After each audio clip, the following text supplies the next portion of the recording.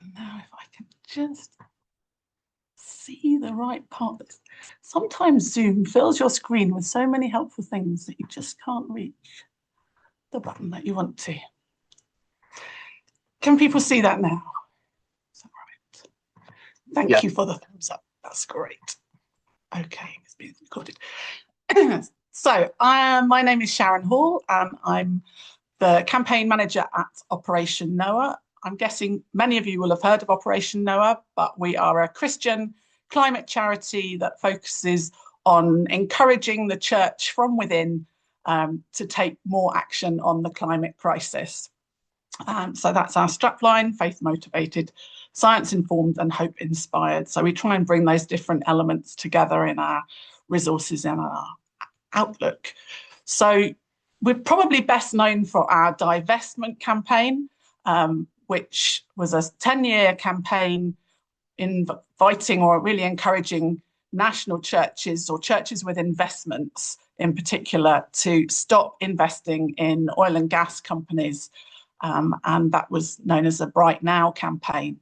And we've pretty much finished that now because it's been successful. So we're really pleased that the majority of UK denominations, including the Scottish Episcopal Church, have sold all their shares in oil and gas companies and committed that that will be their future position. So we're really pleased about that.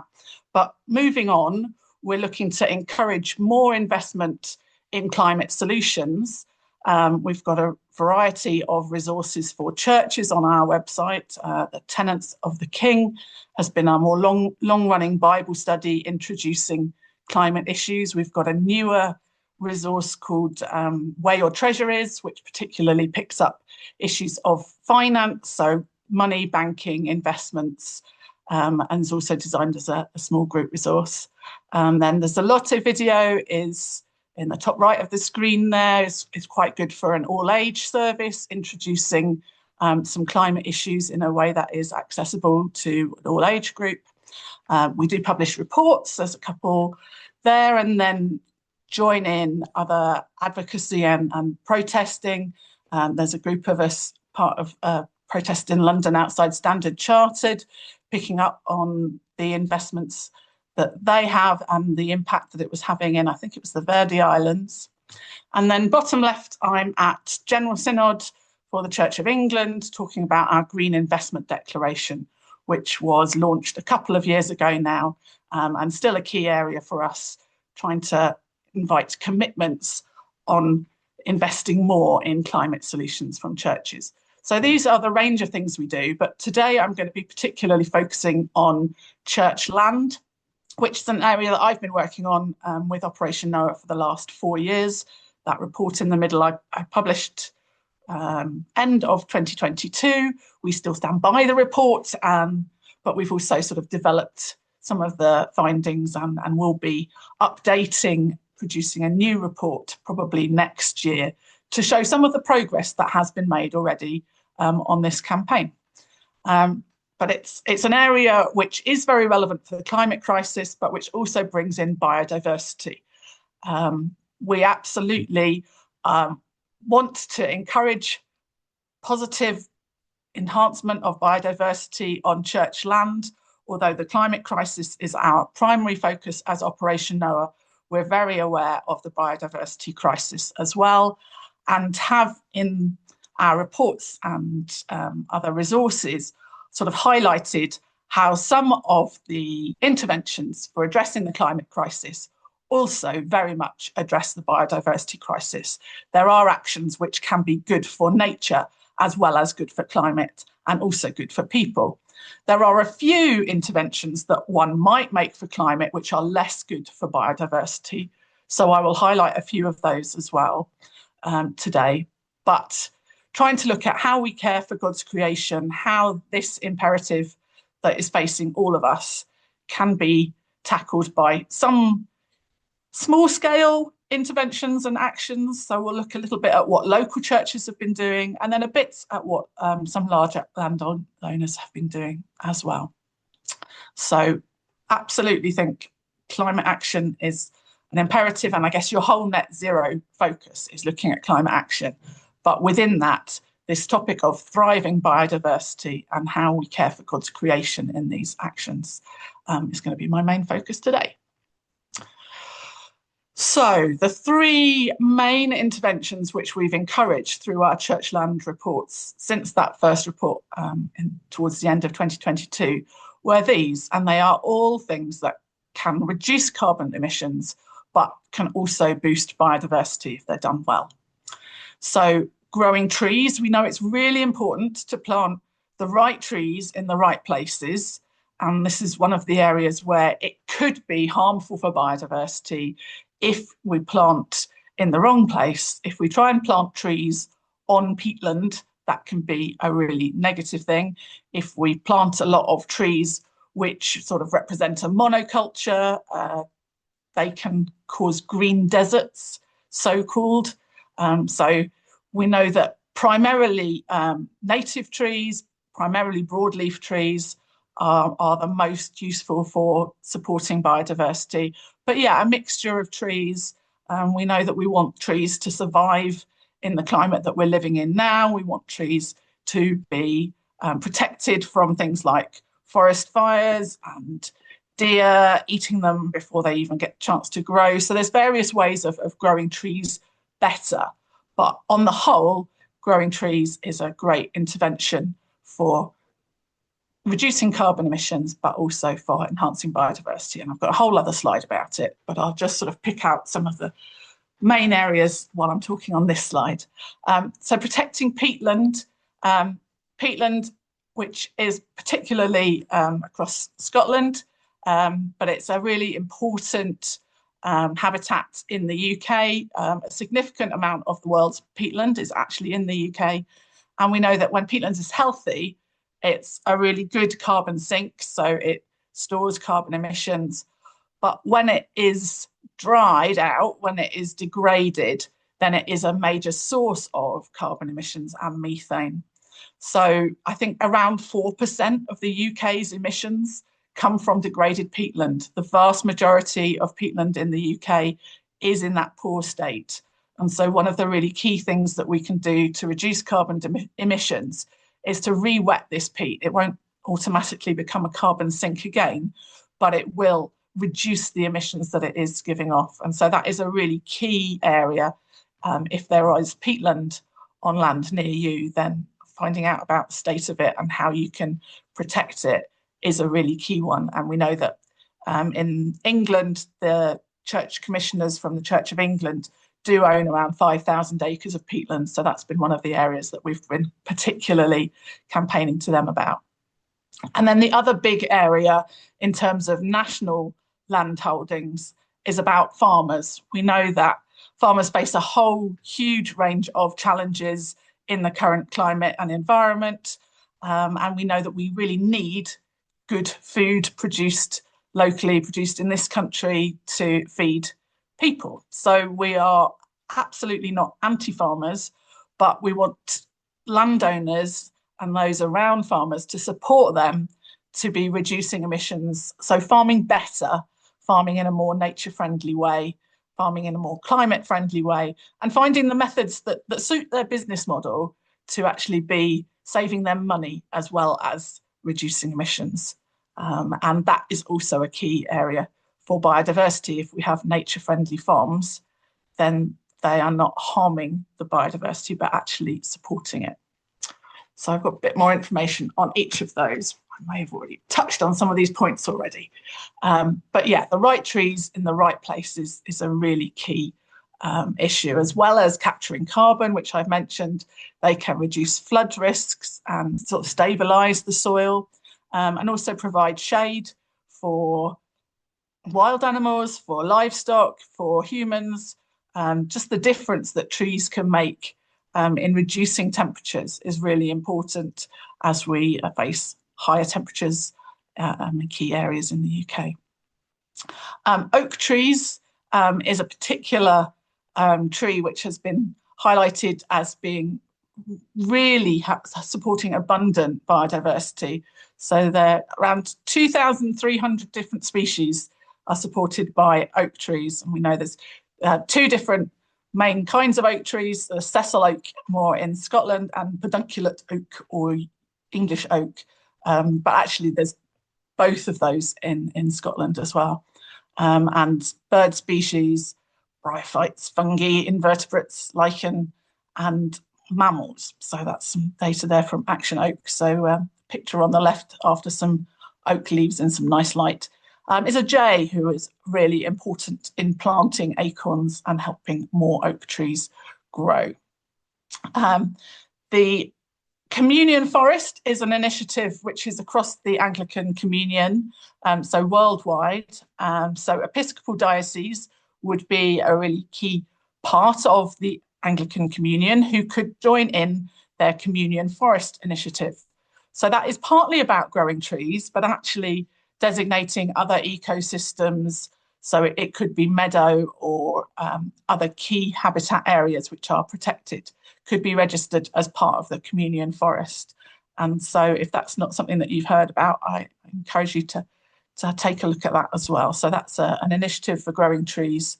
And there's been some really exciting projects, churches in Kenya planting large areas with trees and doing it alongside sustainable agriculture, so sort of agroforestry techniques, and really sort of leading the way. Some other exciting projects in, I think it's Kansas, where they've been growing particularly deep-rooted prairie grass as part of the Communion Forest. So recognising what's needed for local ecosystems and then celebrating that in this international programme.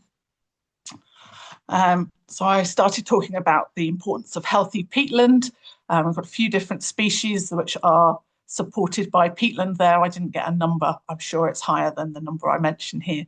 But yeah, cute short-eared owl there, swallowtail butterflies, particularly in Norfolk. I think there are key areas for some swallowtail butterflies on peatland in England. And then sundews, sphagnum mosses are all really key species. And actually around a third of UK deep peat is protected because of the biodiversity there, because of the sites of special scientific interest which have been registered. So when we re-wet peatland, which has been drained or otherwise dried out, that can stop it, as I said, from being a major source of carbon dioxide and methane emissions. But there's a whole load of other benefits from restoring peatland as well. If peatland is healthy and wet, then it helps the whole water course.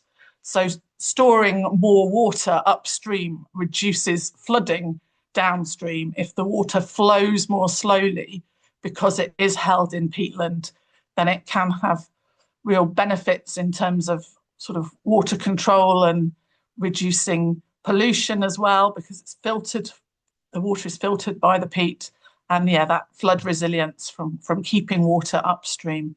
So there's all sorts of practical benefits of peatland, and that's probably why the UK government is really supporting peatland restoration, and there is funding available and there's real expertise available as well. If there is peatland near you that is in poor condition, then I would be encouraging them to find who they could partner with to do the work to restore this peatland, because it will make a big difference for the climate, for nature, but also for local communities as well, for all those reasons. And then one of the sad statistics, and there are a number in terms of declines in biodiversity, that's farmland bird species. Farmland bird populations declined by 62% since 1970.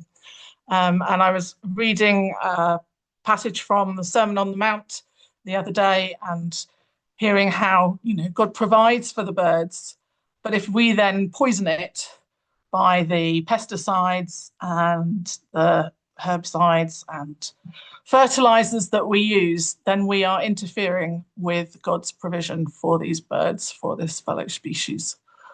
So yeah, some farmland birds in strong long-term decline include starlings, which I've got a picture of there. But some of the good methods of farming can be really positive for biodiversity.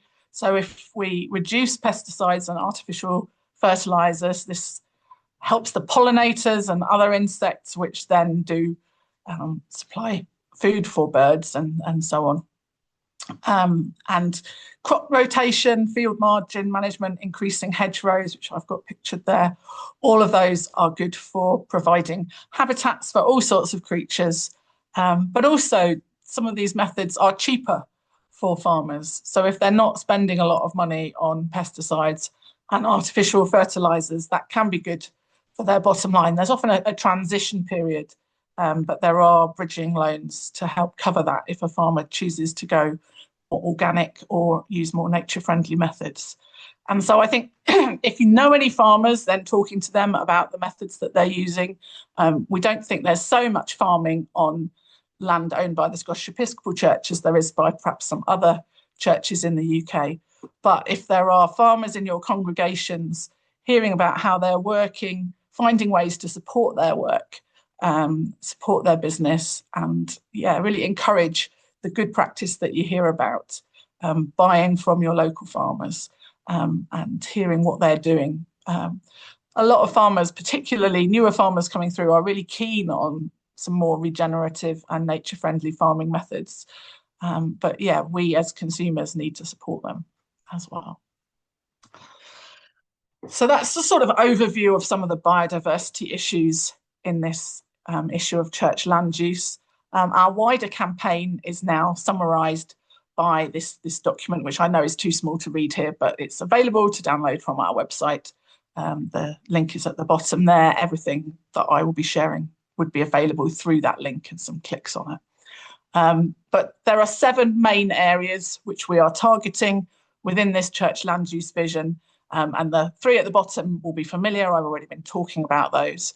But we're starting with this notion that actually we need more transparency from churches about the land that they own. So a few years ago, when I wrote that initial report, it was really hard to understand how much land different churches owned, what they were doing with it. And there have been some improvements in that area. But some churches had not mapped the land that they owned, didn't even really know themselves exactly what land they owned, let alone understanding the emissions or the state of biodiversity on their land. So we've tried to set some sort of beginning targets as well as some more stretching targets on each of these areas and encouraging churches to think about these. I mean, particularly when a church like the Church of England owns hundreds of thousands of acres of land, then these decisions that they make on how this land is managed make a really big impact to the climate and biodiversity. When a church owns much smaller areas of land, it's partly about what you can do on your land, but also about impacting other landowners around you. So I think some of those points that I was making about talking to local farmers could be really key if they're in your congregations in Scotland. Again, these are too small to read at this point, but these are the 3 sort of 4-page resources that we've created, which give examples of why we think each of these climate solutions is important, why we think the church should care about them, some links to Bible passages, some links to some science and statistics, examples, people talking passionately about each of these. But then on page 2, there are some examples of local churches getting involved in this solution, how they have, within their local church congregation, whether it's about reducing food waste or growing some trees locally, whether it's about getting involved in peat protection schemes more locally. Each of those has some local examples and case studies. Then on the sort of 3rd page of the document, there are some larger scale, landscape scale interventions. So some quite inspiring examples from bigger landowners, some church landowners, some that we've sort of heard about through church circles, what they're doing on their land. And then on the 4th page, we look at different ways that churches and individuals could invest in that climate solution. So again, if you don't necessarily own so much land, but you do have some investments, could you invest in protecting peat? Could you invest in improving farming practice? Could you invest in growing trees? So each of these is a 4-side resource, which is available to download from our website. So our activity on this campaign involved an open letter last year to national church leaders, so targeting 9 different denominations within the UK. So over 500 Christians signed that open letter, but also many of them shared things that they were doing locally. So we were trying to make the connection between this being something that people care about and are involved with locally, but then are also asking their national churches to take more action about. So in the photograph there, you might recognise some people. So this was our team who presented the open letter to the Primus and others from Scottish Episcopal Church. And we also gave an example of our Growing Hope book, which was a hardback book which features some local projects that people who signed that letter had submitted to us and told us about, and shared some photographs. So there's a few of the photographs which are in the book. I think most of these are actually in Bristol and one in Ascot. So some examples from the photo book which we submitted. And so within the different resources, we're encouraging churches to see what trees they could grow in their own gardens. So that is Luton area, I think, and with the lady with the orange jumper, a community garden there. Top right is a bigger project where Lee Abbey down in the southwest of England are regenerating temperate rainforest.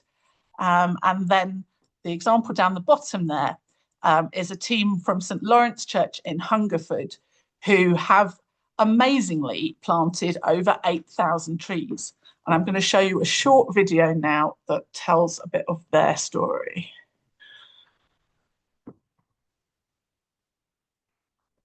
Britain's one of the most species depleted, nature depleted countries in the world, and it seems like we ought to be doing our best to put it back. We all know what an amazing things trees are. I would love to see every single parish planting trees. It's a very important way of combating climate change. If every parish could manage to do what we're doing, we could have a massive influence.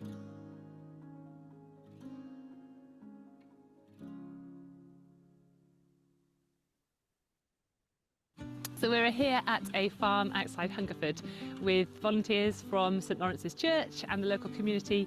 We've got some trees from Woodland Trust, we've got some trees from Greenham Trust, and we've got about 18 people who are planting those trees. Roughly half the people are church members and half aren't. Well, we're in this woodland that they're trying to thicken up, and we've been given a bunch of small hazel trees. And we're attempting to plant them.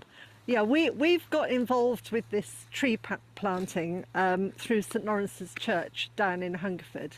I went to the bereavement classes that Mike was doing, and they were talking about it. Mike has a way of talking to people as if it's only an easy job. We must go in and do it. I was asked to come along and help, and I thought, yes, that sounds like a great idea.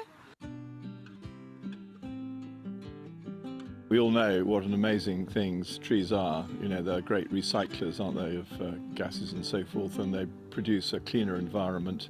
And also, we're here in this farm here, and we're improving the hedges and sort of security around the fields, and also the wonderful places for animals to lurk in and breed and so forth. So I would say it's great fun. So it's great for a church sort of come together, and you all know you're doing something good for the environment, so there's a good feeling about that too. My dad was a keen tree planter and hedge planter.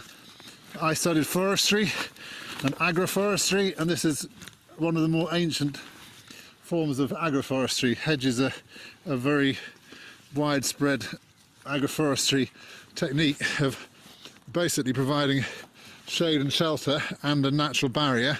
You get huge impact from hedgerows, and they absorb carbon, so they're improving carbon storage and biodiversity, as well as serving a function as a living fence.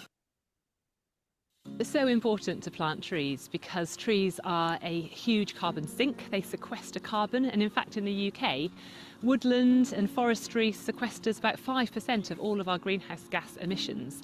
So it's a very important way of combating climate change. And as well as that, they're also very good at mitigating against the effects of climate change. Trees can help as flood defences. They can help to stabilise the soil and prevent soil erosion, and then also actually help to reduce temperatures. God created the world, it's his creation, but we are representative of God in a way in caring for that creation. And for me, the big challenge is carbon dioxide. So between when I was born and now, carbon dioxide has gone up by about 25% in the atmosphere. And we need to try hard to try and capture that carbon and put it back into the soils. What's made the project successful is that we've got lots of connections into the community. And it's basically all those connections. We don't have space to plant trees, we're planting trees for others.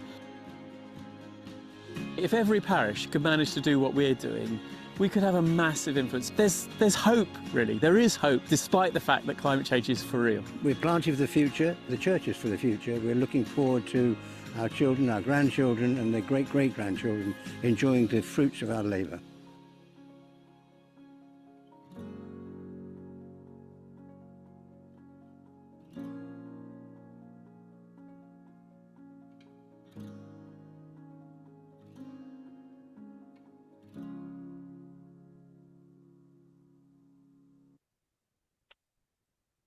So we really like that as an example of a local church planting trees, not on their own land, but on land owned by, they started at local school and then local farmers who they're partnering with. And they've got trees supplied for free from the Woodland Trust and that other charity, Greenham Trust.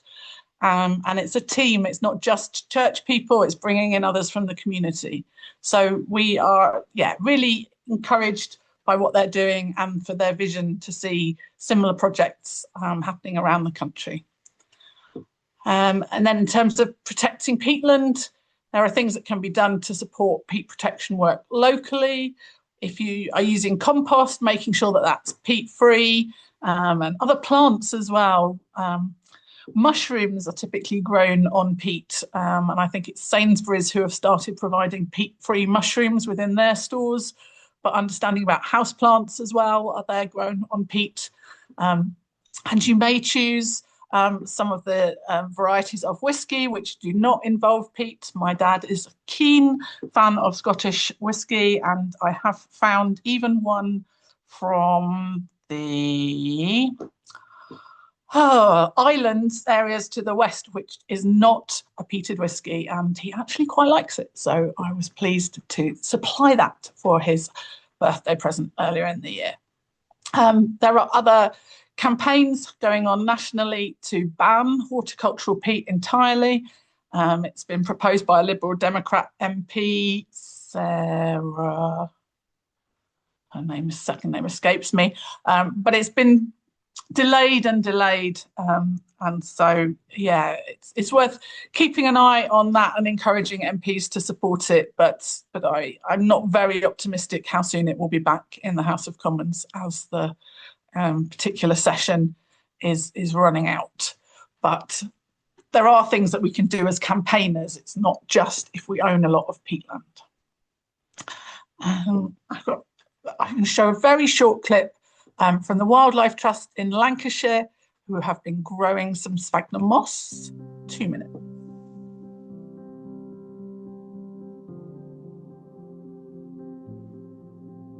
The Greenhouse project is part of our nature and wellbeing service. So we take referrals for people who are experiencing poor mental health. We bring people down here and we use this space that was a redundant space within the borough to engage people in food growing and connecting with the natural world.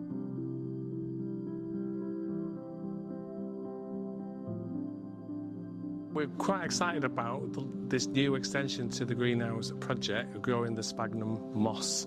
It gives us a chance for our volunteers and the wider community that we engage with to find out and be educated about local habitat, the moors, which people have a really emotional relationship with and a fondness of, but they really sometimes, through no fault of their own, they haven't got a great depth of understanding. So this gives people the opportunity to actually grow a plant that can be then planted out upon the moors, which is very exciting for us.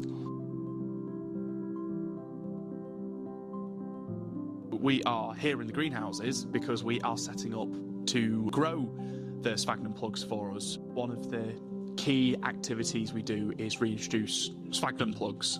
These are plugs of the very specific peat-forming moss that are needed to reinstate the peat formation process of a habitat, but it is actually quite a significant cost to the project.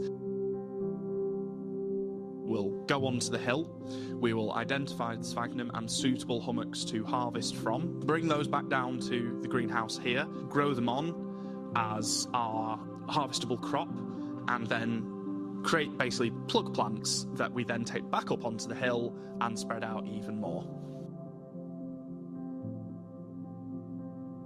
It's incredibly exciting to see two different teams from across the Trust collaborating on such an interesting project that will have positive impacts on both the local habitats and communities in the area.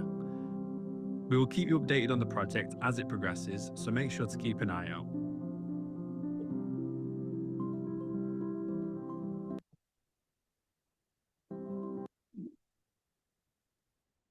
And then just finally, some of the ways that you can get involved with supporting farm net zero efforts.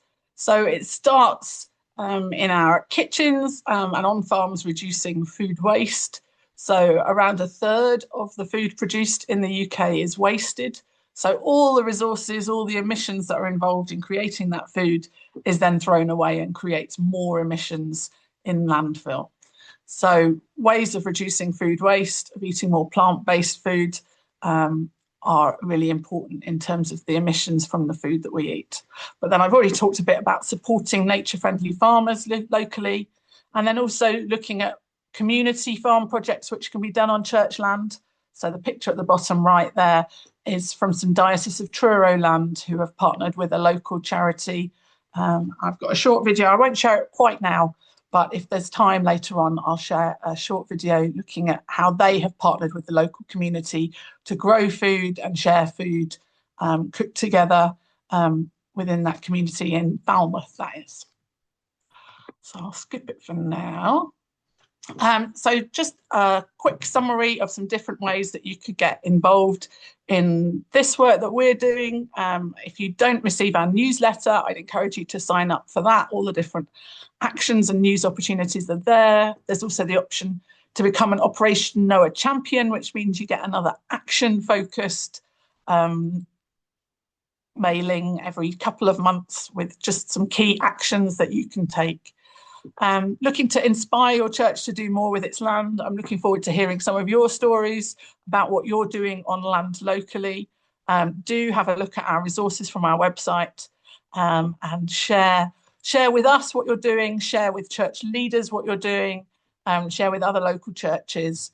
We need all the good ideas, and we need to talk and big up the ideas that are happening locally. Some of the people who are doing these projects aren't necessarily the best at talking about them, but it's a way of finding how to tell those stories. Have you got people who are good at creating short videos, who are good at podcasting or creating ways of telling these stories in newsletters and so on, so as actually things can be shared more.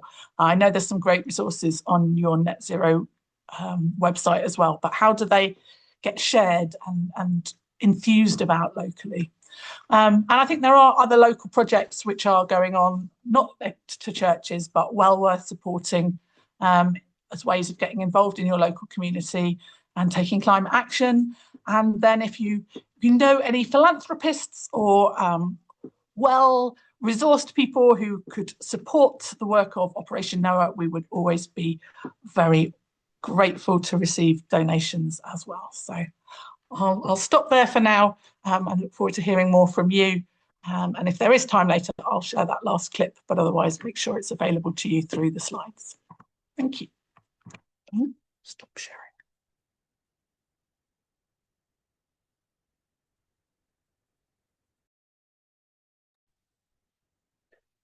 Well, thank you for that, Sharon. I think certainly there's a lot to think about from there with regards to the varying communities and situations that we have across the province.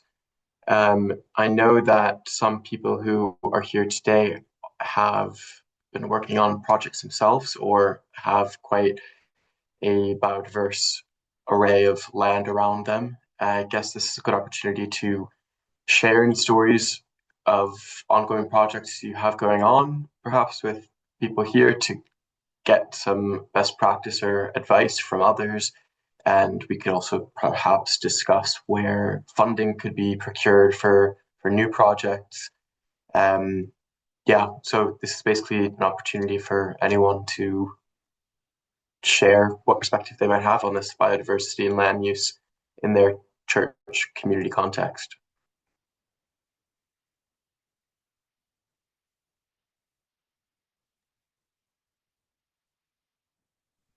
Well, I'm happy to kick off. I'm based, so perhaps to help Sharon particularly. So I'm based in Dunoon, which is my sort of the biggest of my two churches, and the church there is, as with many Episcopal churches in rural areas, it's sort of on the edge of the town. You know, the English church tucked away from everyone else. But where we're located, of course, Argyll, we're in the heart of temperate forest. So the church is actually located in the middle of a glen, which is we've probably got more trees than you know what to do with, to the point where actually they're slightly problematic. Hate to even say that, but partly we've been given land, which is, I was just working out, around about 3 acres of spare land, which some of that will be to improve the number of spaces we've got in our current graveyard. That's a graveyard we own and manage, but even within that, most of it's just grass and been left flat. So there's the old monuments are just in one part, the newer bit it's just laid to grass. Simple things around biodiversity is what I've already started the conversation with folk on, so that we can grow things that will easily be plantable within the grass, and just allow that to be as it is. I'm not going to say that that's been easy, because some people just want very neat and serried ranks and all of that. But thankfully, I think that there's quite a lot of support for that. But equally, at the same time, we're looking at, so the eco project we're in the middle of, the net zero project, sort of solar panels, better heating, and all the sort of stuff that comes with that. But related to it, it really is how we combine one of our projects that's we're in the start of the conversation around of community energy projects, which some people here probably are well aware of, and that's something we're just starting a conversation around, and that's a struggle in a way. How do you get that balance right? So that's part of what I'm trying to get my head around at the moment, the idea that we may be wanting to consider solar panels being placed to provide energy into a community pot, but also that takes up a heck of a lot of space, and is that right? Is that a good use of our land? So getting that balance right is one of the things I'm trying to work on. So that's my context.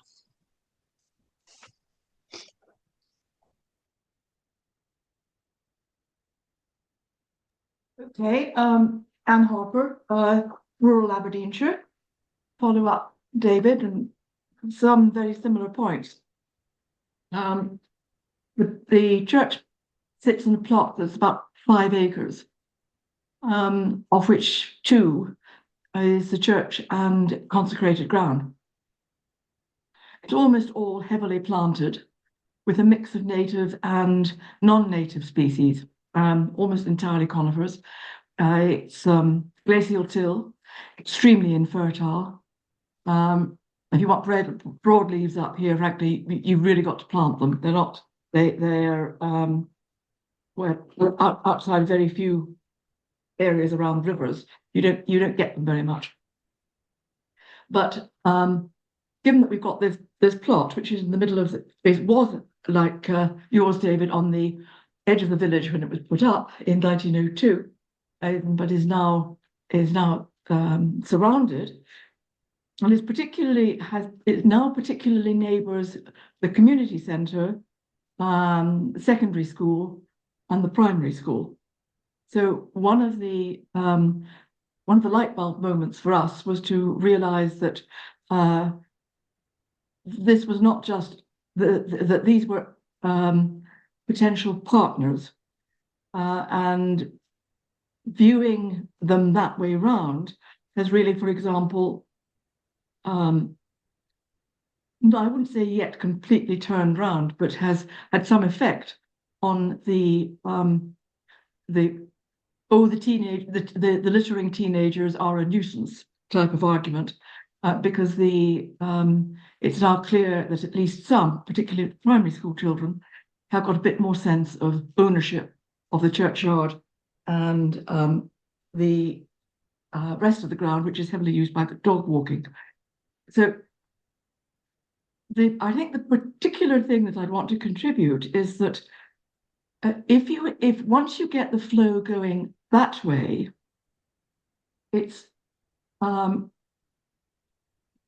you can see yourselves as helping to fulfill other people's objectives and align them with your own. So if I run through what we're doing, for example, the children from the Boyne After School Club come in, and they have a little bit of ground tucked away where there's a hedgehog hotel, and there's a bee hotel, and they've planted wild strawberries, and in a week's time they'll be putting, I've dug up some snowdrops, and they'll be putting in snowdrops, planting them in the green, which is that time. And they now, at least some of them, see this as being part of their garden. We've also had an approach from somebody who wanted to develop community orchard. He was pushed back a bit by the poor quality of the land that we could offer, but nonetheless went ahead, and there are 3 apple trees and a couple of plum trees put in part of our ground. There's a thing called Boyne Green Spaces, which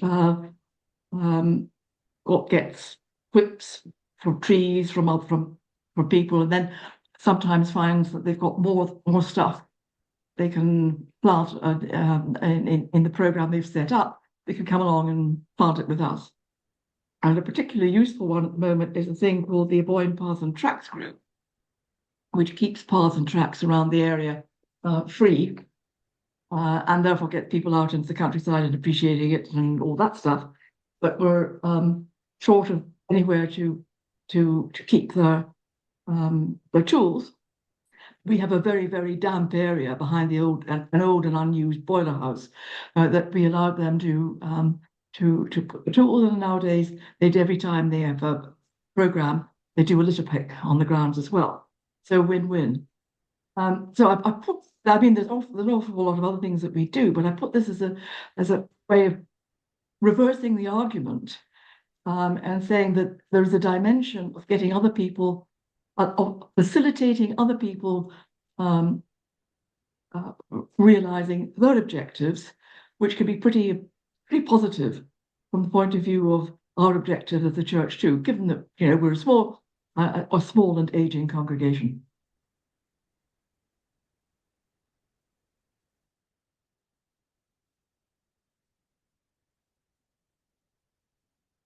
I saw someone's hand was up earlier. Was that Flora? I was actually just trying to unmute myself and failing, but I've just managed to do so.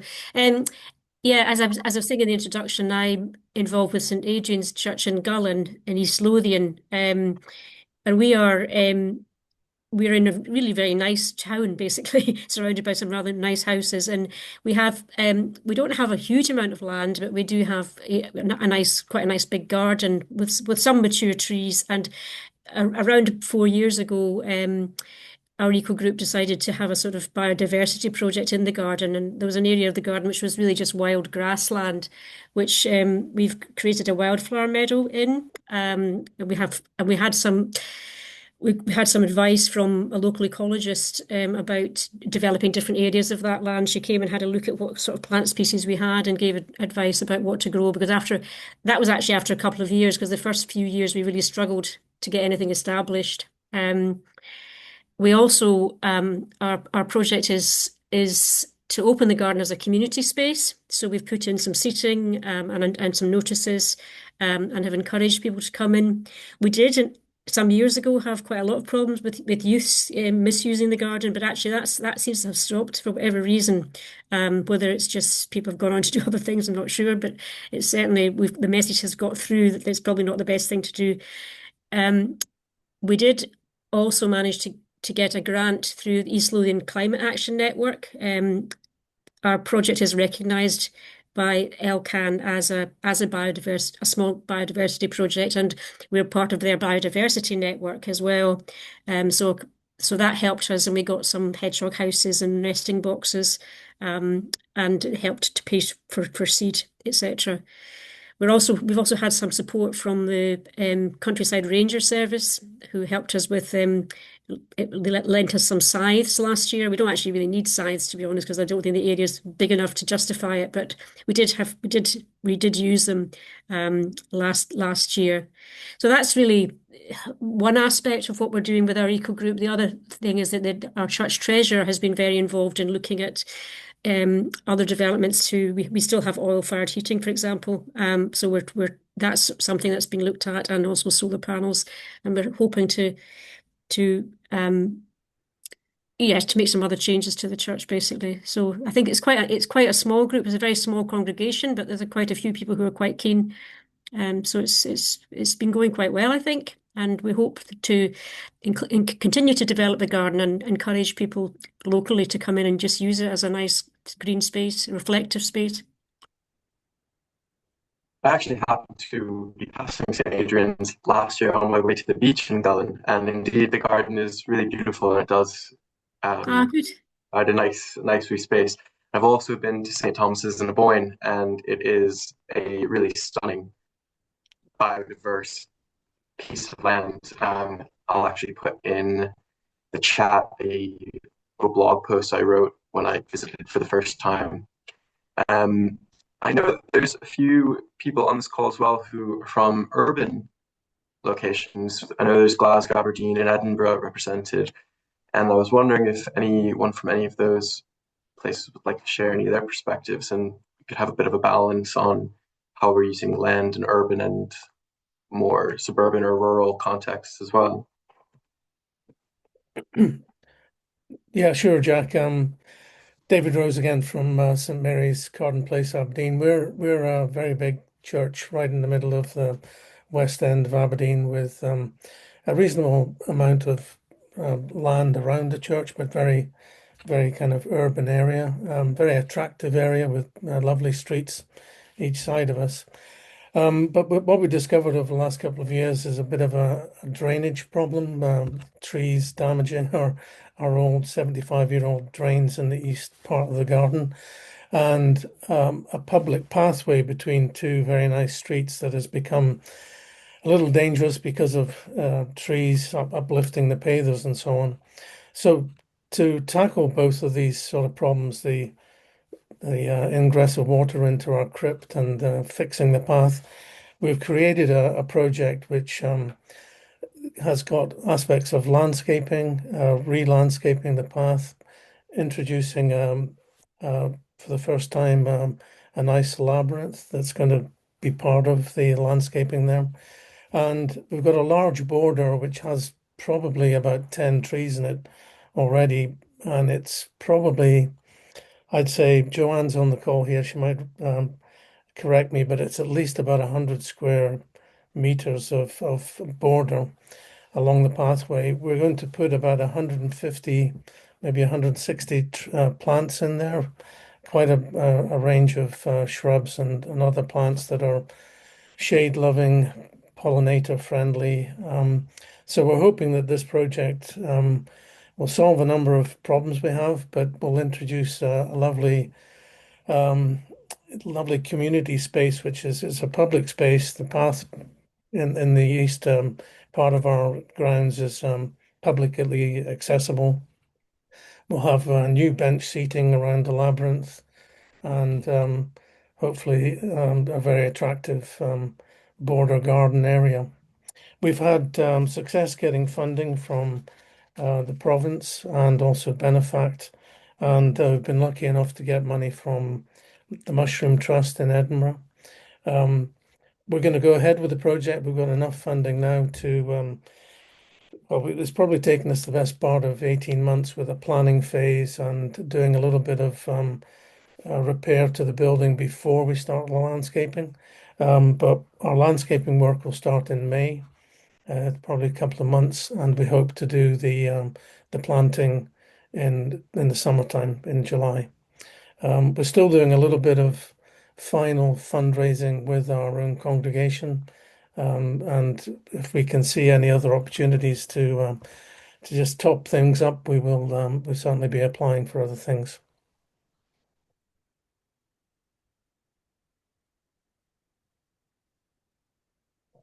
Joanne, did you want to add anything if you're still with us?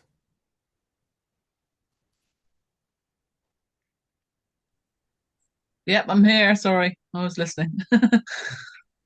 Joanne, just remind me, most of our planting is really shrubs and other types of plants, Yeah, shrubs, not perennials, trees. ground cover, bulbs, that sort of thing. I mean, obviously it's quite a shady area, so yeah, they're all going to be, sourced from a local nursery as well. We did some work on about, whether they're, pollinating plants, that sort of thing as well. So for another funding round. So I think the majority of the plants have got some sort of pollinator benefit, if you know what I mean. So so yeah, and I think it's just a follow on from the the previous project that we did, which was obviously in a sunny area. So yeah, and a lot of the plants have got biblical connotations as well. That's the thing to say. Yeah. Thanks, Joanne. Okay.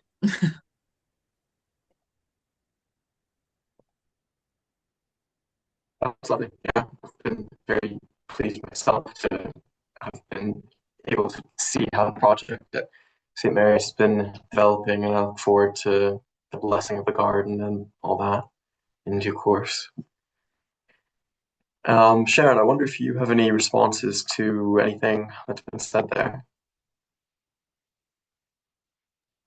I mean, it's great to hear the range of projects that are going on. If there are photographs of projects or stories or links to sort of local web pages that we could share, I'd be really grateful to receive any of those, or just encourage people to be telling these stories, capturing some bits of activity on video, and finding ways to sort of work with some of the keener social media types to share these stories and let people see what's happening. And I think it is a really good way of encouraging different members of congregations and communities to work together and get involved and encourage one another in such a season where climate and global issues can be really quite challenging. I think finding the hope and finding the stories where a difference is being made and where you are seeing some new species coming through, I think can give a little bright spark to encourage that this work is worth doing, and that God notices, and that we notice and value what people are doing.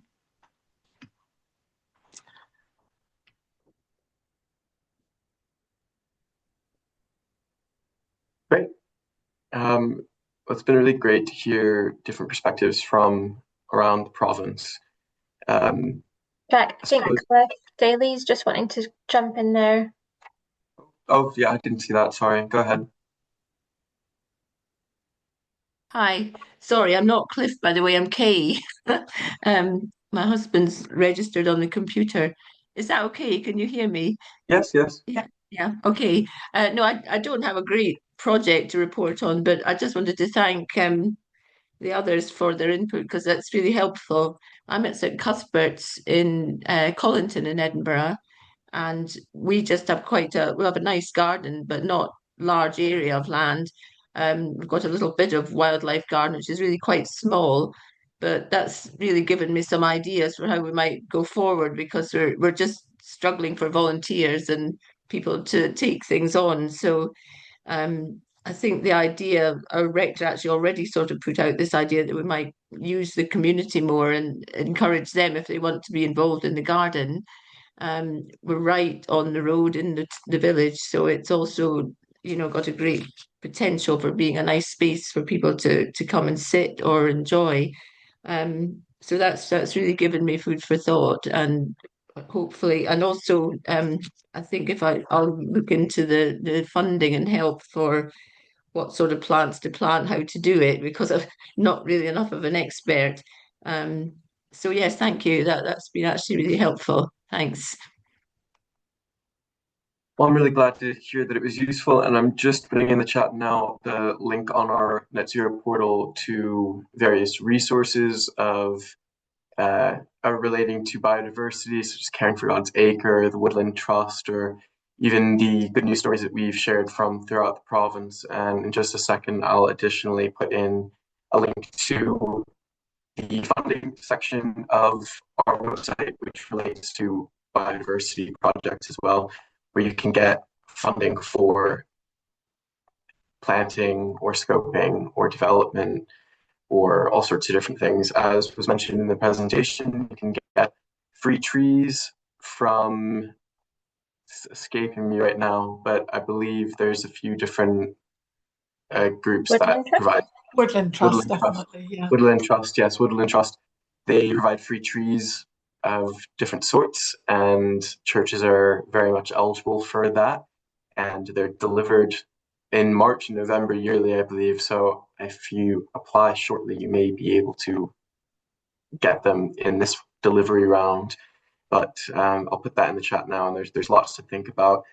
It doesn't link exactly to biodiversity. Just scroll down to the bottom bit of the page, but there are a good few sources there of resource relating to funding.